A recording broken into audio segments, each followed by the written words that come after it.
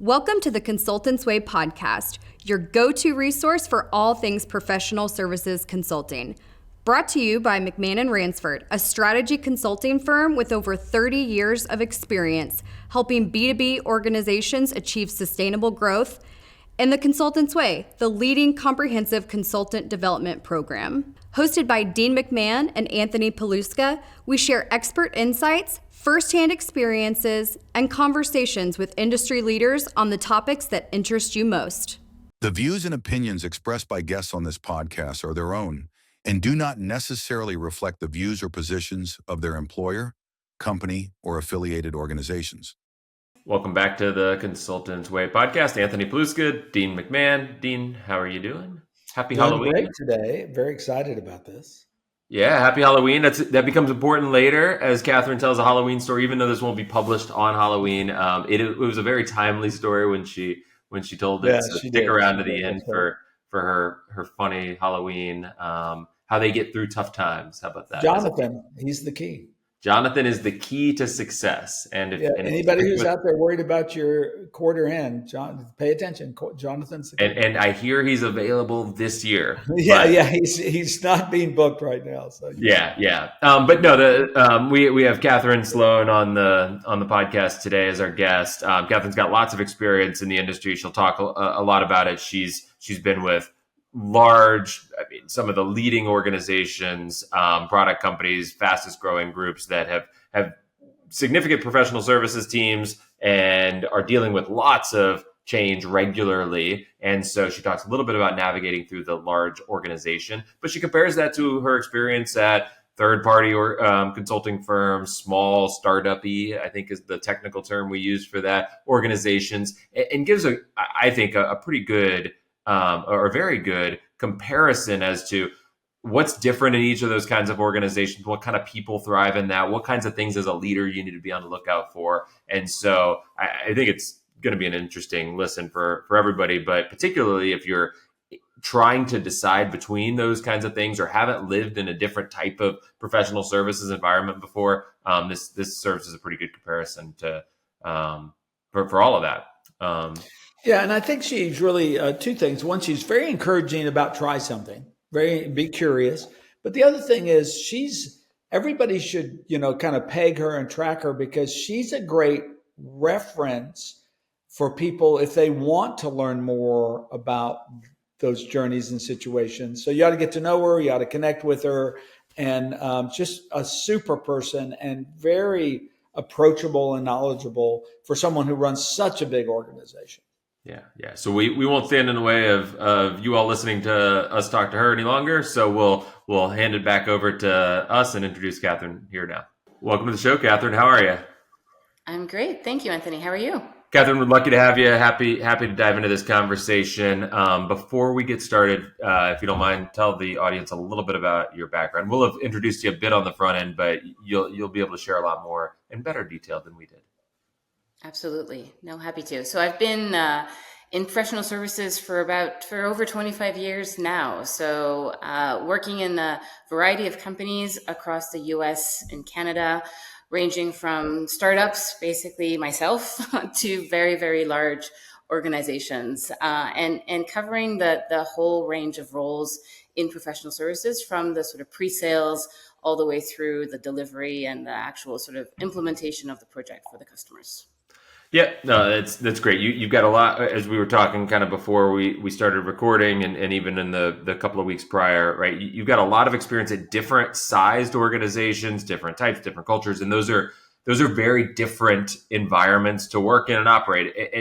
And so you got some interesting perspectives on that. So can you share a little bit about, hey, how does a small company operate? What is the culture, the behavior of that versus a large company? And what does that mean about sort of the team and how the team operates and what you're asked to do on a regular basis? I mean, kind of open-ended here, but compare for us the small startup-y vibes to the big, really well-established consulting or professional services teams in large companies. Absolutely. So, yeah, I guess I'll start with the small, the startup-y companies. A very technical term. It is. It's very, yes, absolutely. There is an element of napkin dealing, and whether it's, the trying to put together a proposal for a customer, or even napkin architecturing, which is another very technical term. So it's all very like on the cuff. Speed is of the essence. Often people are wearing many different hats because you're just jumping to what the need is. And so you have a lot of folks that are sort of multi-role, multi-capabilities, and just trying to put together the right package kind of on the fly a little bit as the needs sort of arise, knowing that things will shift very fast. I do find that in larger organizations, of course, we have the benefit of, a lot of processes, some very strong methodology. So the rhythm is different, and it is a little less about sort of starting from scratch and more about, understanding how to navigate the organization, because ultimately there's a very, very high chance that someone has done what you're trying to do before. And it's more about finding the access to the right people in order to be able to avoid reinventing the wheel. Do you find that early on there's a natural client only kind of focus because there is no internal, but as you go to really big, you're trying to keep the balance between external and internal, and we see a lot of organizations that spend a lot more time internal than external in their on who we're trying to please and what we're trying to get done. Yeah, absolutely. Actually, that's, I think, balance is a really key word here. And I think the larger organizations can afford to have more time spent on sort of growing the employees and nurturing them. So you're right. It is that sort of trade-off where you want to keep the projects going. You want to keep working externally, and customer success across the board continues to be the one sort of target that everyone's aiming for.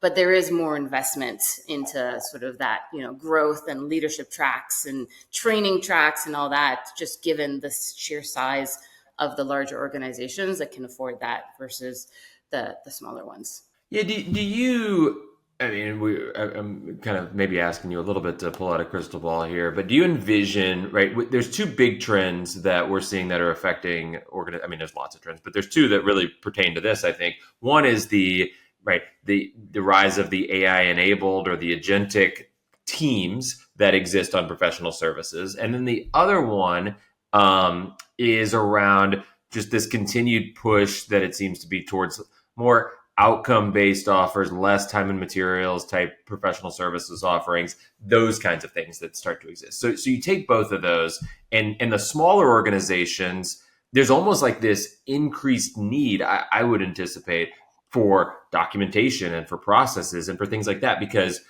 in the old world, right, you could bring a new consultant on your team and they could shadow you and they could follow the apprenticeship type model and they could go through all this. And we didn't really have the outcome based offers where we're trying to stick to real things. So if we did it a little bit differently over here than we did it for the last customer, that's okay. But we can't onboard our AI agents without documented processes, and we can't get consistency of profitability with offers that are no longer time and materials. So do you see that smaller organization moving more towards the large? And that, how do you see those things affecting how you described the differences? Yeah, I think that's a great question and very, valid in this day and age. I do see all of these elements coming together. The reality is, yes, larger organizations that have a lot of, past projects and stuff and material that they can use to feed the AI, engines are at a slight advantage, but the reality is it is about speed. And often, smaller organizations that are more niche can go faster in certain areas. So it is the balancing act. I think both, small and large organizations have sort of, pros and cons that they're up against and looking to surmount. And it is a super interesting time to be in the business. Yeah, we've worked with companies of all sizes over the years, and with different levels of maturity of professional services team, and the big thing that tends to surprise people, and this is not specific to PS, but it's a comment you just made, when they go from a small organization to a large organization, or often like a mid-size to a really big company, is the speed at which things can happen and the speed at which you can move to do things that are everybody can clearly see that's needed for the customer or for that particular thing. And the big organizations are like, right, turning the Titanic, right? It's so difficult to do that. Whereas you would sometimes think and say, well, with all of the resources available to those big organizations, they should be able to move faster and mobilize on those kinds of things and make that stuff happen. But it's like this big shock. I'm curious from your perspective, what are some of the characteristics of individuals that you've seen over the years that really thrive in one organization, one size, one type of organization versus the other? Yeah. I'd say, definitely for the small organizations, there is this, concept of just having to be very comfortable working in a very gray environment, right? Ambiguous. Nothing is really clear. Everything is sort of coming together as you go. So being comfortable in that gray zone without having sort of a very known end point of where things are going to go. So people that can, adapt quickly, people that can be flexible, people that have grit, because ultimately things are going to change very quickly. To me, tend to be good elements that you would need to be in a startup. In the large companies, I think they have the benefit of being able to have highly specialized resources. So they have sort of larger resource pools. So you can be, if a very specialized person ultimately, in my mind, works best in a large organization, because you can have a lot of very clear appointed roles across the board. But at the end of the day, in my view, and sort of when I'm putting together any type of team, it is a balance, right? You sort of want, whether you're in a small organization or a very large one, you want a team that has sort of a bit of everything, so that you're covering sort of all of the bases, and you have that sort of element of all together you are better than one person on their own. Do you find that even a large organization that's functional, in the PS group itself, you still need an awful lot of people that are adroitly able to think differently and adjust, because every client's different. Absolutely. And although we can cookie cutter our plans, we just can't get the clients to cookie cutter their business. Absolutely. Yes. So I think this is where, all types of teams, you can set it up the way you want internally. At the end of the day, it is about, what does the customer want? What does the customer need? And making sure that you're putting in front of the customer the right mix of people that ultimately can understand their needs and drive to the right sort of end state solution based on what their sort of overall vision and targets are. I think that's very true. We did come across recently a group that had over-organized everything, if you'll allow me, like it was a manufacturing location. And we were amazed that they thought that would work in a large internal, embedded consulting group. And there's, you do 1 and 2 and 3, and Jimmy does 8 and 6 and 5, and and I was like, of course not, because the client's not the same every time. Exactly. Yeah. I think it's great that you have all the different experiences you do to bring to bear. Yeah, and I think what my perspective as we walk into a new account is really understanding what are the pain points at this particular customers, and we see a lot of commonality across accounts, whether it's in Ameris, so across US, Canada, but even globally. A lot of customers are trying to solve the same problems, but they're all at a slightly different point in time. So it's just really being able to anchor on exactly where is this customer at, what are they trying to solve, and making sure that our positioning really aligns to that. So it is a sort of business value first sort of led approach, and then having all of the other elements, like what is the project going to be about, what are the outcomes, what are the milestones, all of that is directly tying, so that every milestone there is a linkage back to what is that achieving from a business value perspective back to the overall sort of targets of what the customer is trying to do. Yeah. I think being able to, right, in any size organization, anything like that, right, being able to effectively understand what the customer is truly asking for, right, which may not even be what they're saying, but what they're truly trying to solve, and then being able to connect the dots between the activities we're doing, the activities they need to do as part of the process, the outcomes they're receiving, all back to that particular goal. I mean, that is the sweet spot of consulting success at any kind of organization. I truly believe that. I do find that sometimes we equate that to, allowing the customer to drive everything at every step. And I think that's where things get very interesting. So you're saying the because customer is not always right? This is not a sales role? I am saying that All right. actually. The Well, customer is not. We won't tell any Yeah, of your customers that, but no. yeah, Well, not yours, actually, I not have yours. told my customers that they're not always right, and it. Yeah, we see a big movement. Our word for that is you have to be an advisor and a guide, and you have to stay ahead of the client. But we do find an awful lot going on in our industry right now. Is well, that's what they wanted. Well, you Right. knew that was bad, right? Right. You Why didn't you knew say that was something? bad. But yeah, it's so much work to tell them and have a steering committee, and then that was going to waste time. We could just get done and get out. Yeah. No, agreed. And often project teams will look to the role of the sort of the project manager or the lead to be like, oh, you need to be the person that goes and, talks to the customer and convinces them to do something else.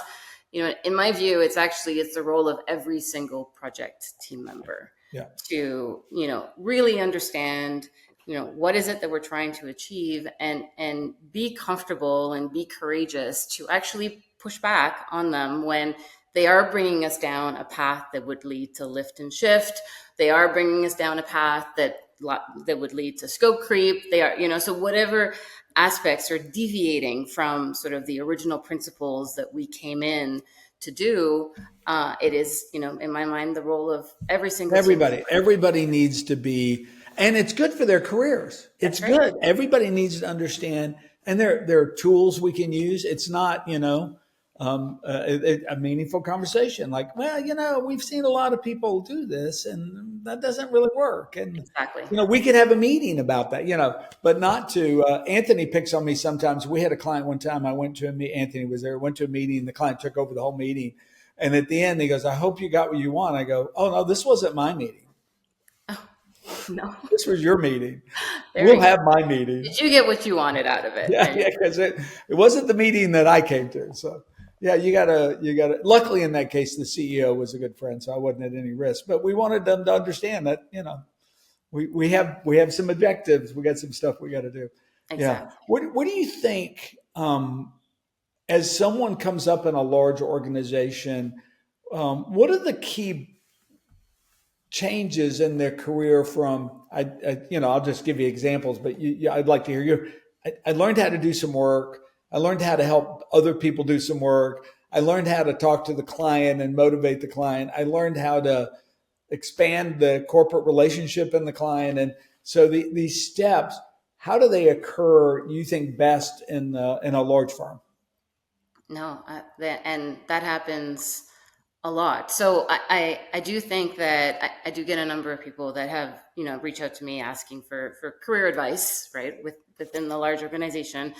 And often I'll tell the story of my career, especially in the last few years that I've been at the same organization, because the reality is it hasn't been a straight line, right? I've had, individual contributor roles. I've had, people leadership roles, and then I've moved from people leadership roles back to individual contributor roles, and then back to people. So, the whole point is there's an individual's performance track, but there's also a needs of the business track.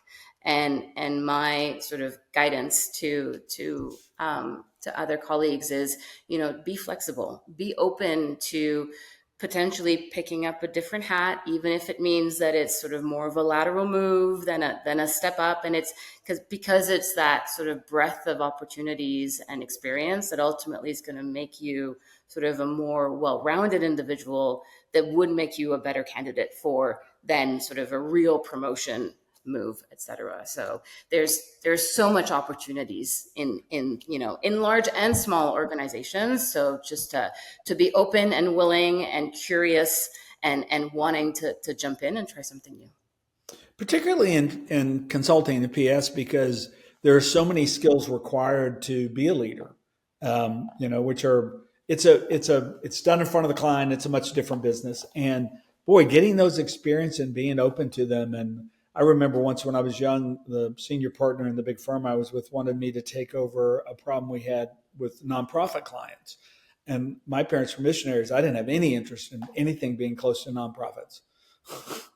And he made it clear that I didn't have a choice. But what came out of that was a lot of great things and willingness to do something I didn't want to do. And that proved it to the firm that I was a team player. So, yeah, you don't know.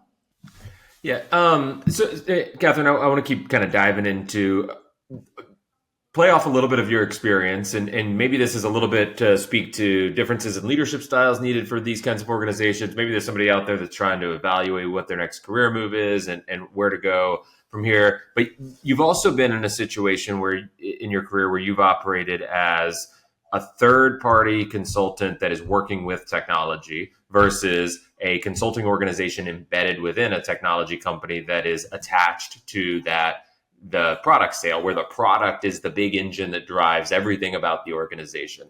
How did those two types of organizations differ in terms of the role that professional services plays, the freedom and autonomy, right? Just all of the pieces to that. Yeah, no, it's a great question. I'll start with the sort of working with a third party. It does provide the flexibility to be a little more generic, sort of cross-platform, and come in more from an impartial perspective in order to be able to recommend sort of approaches and ultimately platforms themselves to customers based on their needs.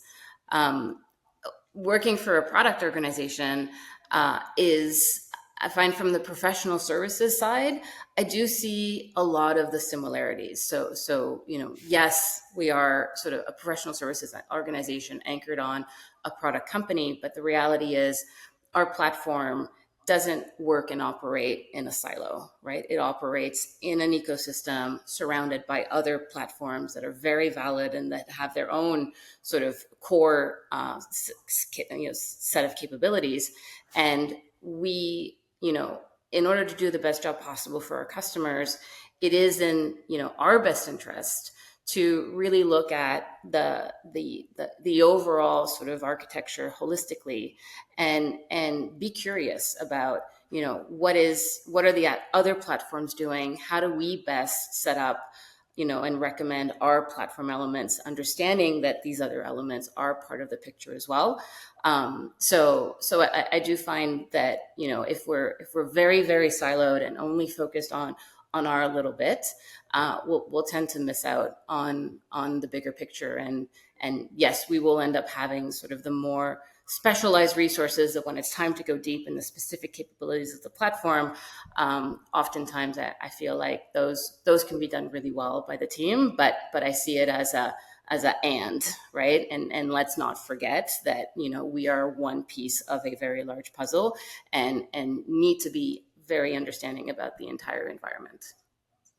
Yeah, do you find yourself in those instances where you're part of the product company, and this might vary, it very likely does vary company to company, but do you find that you having to justify and explain the value that professional services brings to bear internally more often than you feel like you should have to or you would like to? Because that's a common sentiment that we get, which is, look, we're doing all of these things to complete the value proposition, to deliver the customer outcomes, to do all of this. And at the end of the day, right, we're just one piece of this very large ecosystem, but we feel like we're a very important piece, right? And so there's this, and professional service just operates differently than the product side of the business. And so there's a lot of people that we talk to on this topic are in this constant mode of having to educate their broader organization as to how professional services works and the value of it and the talent needs that are different and all of those kinds of things. Is that universal? Is that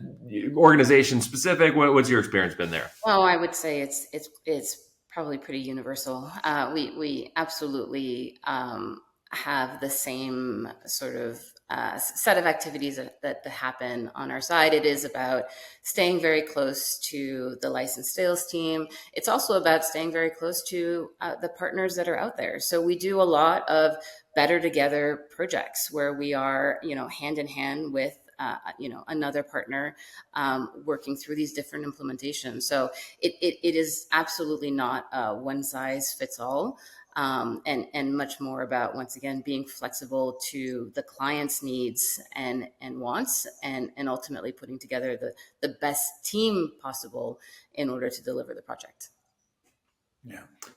Yeah, and not surprised that you said that. I think that as we've done 80 or so of these episodes, the most common piece of feedback we ever get from people that we talk to and then end up checking out a couple of them are, hey, there's so few people within my organization that kind of understand the ins and outs of what we're going through. So hearing other peers in the industry that are talking about it and going through some of the same struggles is refreshing, or maybe therapeutic or something. Or right? maybe the opposite. It's depressing. And no, I'm just kidding. It's nice to know that everyone else is having to do the same sorts of things. So that's, yeah. So I think one thing we position, is that we what we don't want to be is emergency services, right? So it is, if we're in there early and we're working alongside, whether it's ourselves alone or working alongside a partner, then we're at least understanding what is happening and able to provide sort of guidance on setting up the right foundation. Coming in after the fact to an implementation that has not gone well is just very difficult and painful for everyone. Right? And it doesn't help the brand at all. No, at all. The internal brand or the corporate brand. Exactly. Yeah, I think that, just to stay on that a second, is all the data says that there's no group that makes a bigger impact on the client. No group that keeps clients year in, year out. No group that, and everybody knows that except for the management of tech firms. Yes. Well, and it's a well-kept secret in the CEO and COO's office of tech firms. Yeah, I think that the behavior and the understanding of the what professional services brings to the organization has changed a lot over time as well, and has evolved. And in this new AI world, I think it's even moving faster, right, towards that, like, how do we even be closer? And because we're in this consumption world, so it's not about selling the license deal, it's about turning on the licenses and having, a services organization that is sort of very, very closely aligned and able to stand up a team very quickly, deliver quickly, and get that consumption going, is I think a very big focus point for a lot of leaders out there. Yeah. I think that once you move past your valuation is totally driven just by land grab, right? And you get big enough, then that your eyes open and understand how to keep and grow clients across your product line, and that's the moment that everything changes for PS and the responsibility. And we were talking about talent earlier. That moment is kind of why we built the Consultants Way, because there's no tools to help. I was just yesterday, all our job was to implement in 3 days as fast as we could and get out and never use the client's name. And all of a sudden we're responsible for stuff, right? Yeah. And you get that because you've been in all stages of the business. I tell you, this has been great. If you don't mind, give us that one piece of advice that's going to change all our lives. No, that you would give to people kind of across the continuum. You're in small, you're in medium, you're in large. But this is the one thing a very experienced, although very young looking executive would tell you. I guess my the one piece of advice would be to just be curious, right? Be open to trying new things, jumping into a new role, getting a new customer, whatever it takes. Because it just, that could be the next unlock, and you never know where that's going to go. So regardless of how that might appear from a role, movement or that sort of thing, is just, take the plunge, go for it, give it a try, and see where it goes, and then adapt from there. Super. Thanks so much for being with us today. It's been a real joy. I do have a funny story to tell. Oh, we would love to hear it. Let's hear it. Yeah. Well, this is it. Because we're in Halloween season, I figured I would share this story. This says, the company I work for runs with the February 1 yearly sort of calendar fiscal cycle. So Q3 ends October 31st, regardless of where that ends on the weekday basis. And so for the last few years, Q3 has been a very, very big end of quarter for us, where we've had, multiple people from the team that had to basically give up their Halloween with their families to be in a room together in a specific location to drive through some very large deals. And over time, it's sort of our way of dealing with it has changed. And initially, we had some Halloween candy in the room, and everybody was like, okay, I guess this is my Halloween. And it evolved from there to, taking pictures with random sort of Halloween decorations in the office, because we were there, all day, all night, right? Weekends, just, over that period trying to close. So you end up starting to do some fun stuff. And last year, we ended up having a, full size skeleton in the war room with us. And it became sort of a mascot for the team as he was sitting there, had a chair, was with the rest of the team in the war room, negotiating these deals. So I guess it's a bit of the, what the consultant's life that we are up against and have to deal with, and the best we can do out of it. Now, what did you name the skeleton? The skeleton was actually named Jonathan. There you go. See, I knew he would have she would have a name. And did they add any value closing the deals? A lot. Lots. Tons of good input. Very quality oriented. Yes. Rigorous. Yes. Yeah. Very good. Is Jonathan returning tonight and today?